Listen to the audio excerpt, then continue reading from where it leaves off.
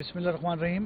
Thank you very much जी। सबसे पहले बड़ा ही एक अनफॉर्चुनेट और बड़ा ही एक गमज़दा वाक़या है, ख़ास तौर पे इस्लामाबाद पुलिस के लिए और उन तमाम लोगों के लिए जिनके लिए जो एसपी अदील हैं वो दिन रात कोशिश कर रहे थे, मेहनत कर रहे थे। ये मैं बताऊं, ये वाक़या तकरीबन कोई अभी तक का जो टाइम है, सिंस इट्स टू अर्ली, हम तमाम चीज़ें डिटरमिन कर रहे हैं, लेकिन तकरीबन कोई 4:30 के लगभग का वाक़या है, 4:26 4:27 का वाक़या है जी, शाम का। और जो एसपी अदील हैं वो कॉन्स्टिट्यूशन एवेन्यू से वो वापस अपनी ऑफिस की तरफ जा रहे थे और जो एक ये ब्रिज आता है उस ब्रिज के करीब ये गाड़ी के अंदर उनको फायर लगा है। और जहाँ तक है जो, क्योंकि उससे पहले उनकी जो जिनसे टेलीफोन पे बात हुई, हमारी भी उनसे बात हुई और बाकी अभी तक के एग्जैक्टली टेलीफोन पे बात होके कोई सच कोई चीज़ ट्रिगर हुई अभी तक it will be too early कि किसी भी कंक्लूजन तक पहुंचा जा सके, क्योंकि हम इसको हर पहलू और हर तरीके से देख रहे हैं। क्योंकि जो इंसिडेंट हुआ है वो इनसाइड व्हीकल हुआ है, हमने सेफ सिटी के कैमरा भी उसकी भी वीडियो फुटेज ली है और उस फुटेज में भी किसी किस्म का अभी तक कोई बाहर से कोई चीज़ नहीं, ये अंदर गाड़ी के अंदर का वाक़या है। और मैं ये चीज़ बताता चलूँ कि इसमें जो अभी तक मेरी इनके जो भाई हसन हैं और इसके अलावा इनके जो दूसरे भाई हैं हु इज़ आल्सो पीएम, वो एक पीएमएस ऑफिसर हैं, उनसे भी मेरी बात हुई है and he is on his way. उनसे भी तमाम हमने चीज़ें डिस्कस की हैं, इनके तमाम बाकी चीज़ें भी। और इसमें मिनिस्टर साहब इंटीरियर और मिनिस्टर साहब स्टेट से डिस्कस करके एक तीनों डीआईजीज़ जो हमारे डीआईजी हेडक्वार्टर हैं, डीआईजी इस्लामाबाद हैं और डीआईजी सिक्योरिटी हैं, तीनों डीआईजीज़ पे एक टीम भी एक तश्कील दी है ताकि इसके तमाम मामलात, क्योंकि गाड़ी में उस वक्त क्योंकि इनके गनमैन, इनके ड्राइवर गाड़ी में साथ थे, उनसे भी तमाम पूछगछ जारी है। इसके अलावा जो मोबाइल का है, मोबाइल क्योंकि मोबाइल इज़ लॉक्ड, तो मोबाइल का भी तमाम चीज़ें हम देख रहे हैं, मोबाइल को भी देख रहे हैं।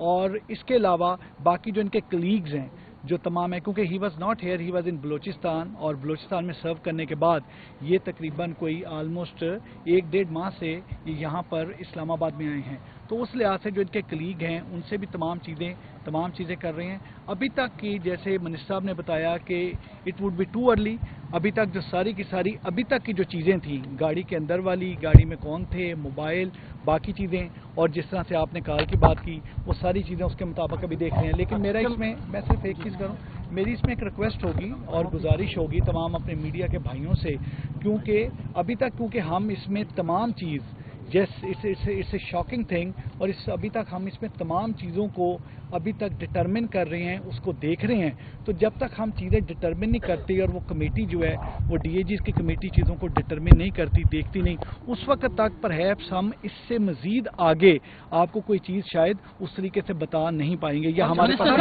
मिनिस्टर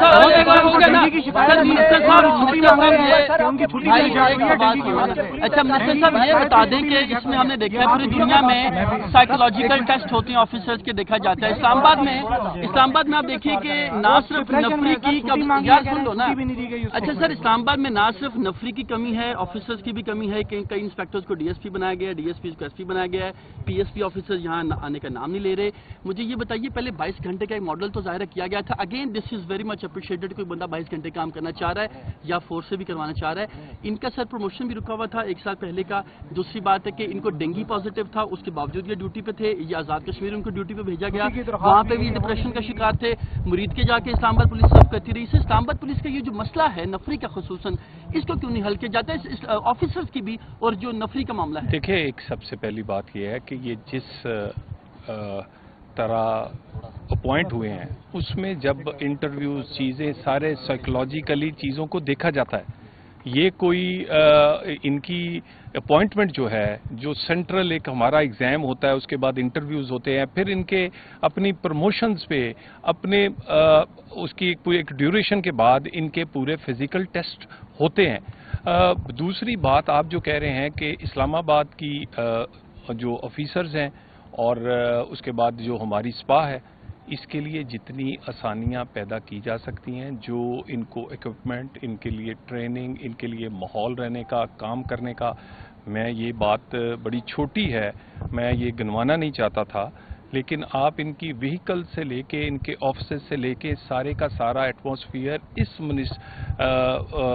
حکومت میں انٹیریئر منسٹر کے ہوتے ہوئے انٹیریئر منسٹر نے ذاتی دلچسپی لے کر ریسورسز کم ہونے کے باوجود پورا کیا ہے. ہمارے پاس آفیسرز آنے کے لیے لائن لگی ہوئی ہے. میں یہ بات آن ریکارڈ آپ کو کہہ رہا ہوں, اور لوگ یہاں سرو کرنا چاہتے ہیں. یہاں کا انوائرمنٹ اس قابل ہے کہ یہاں سرو کیا جا سکے.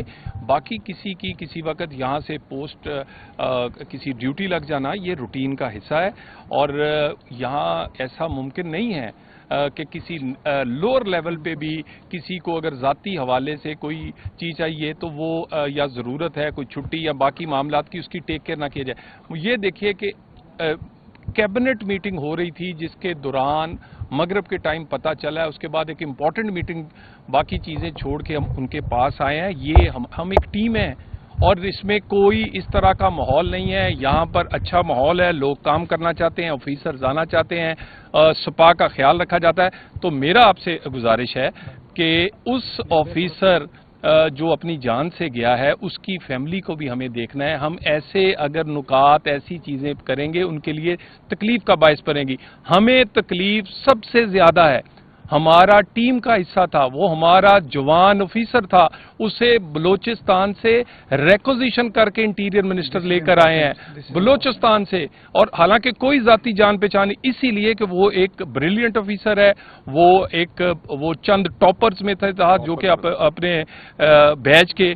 تو بات یہ ہے اس میں ہمیں کوئی میرا خیال اندازے لگانے یا پہلے سے اپنی کوئی بات کر دینی مناسب نہیں ہے. ہمیں ان کی فیملی کا, ہمیں باقی سب کا خیال ہونا چاہیے. آئی جی صاحب, تینوں ڈی آئی جیز یہ ساری رپورٹ انٹیریئر منسٹر کو بھی دیں گے, اور ہم یہ سارا کچھ اسی طرح ہی دیکھا جا رہا ہے جیسے ہمارا کوئی چھوٹا بھائی اس دنیا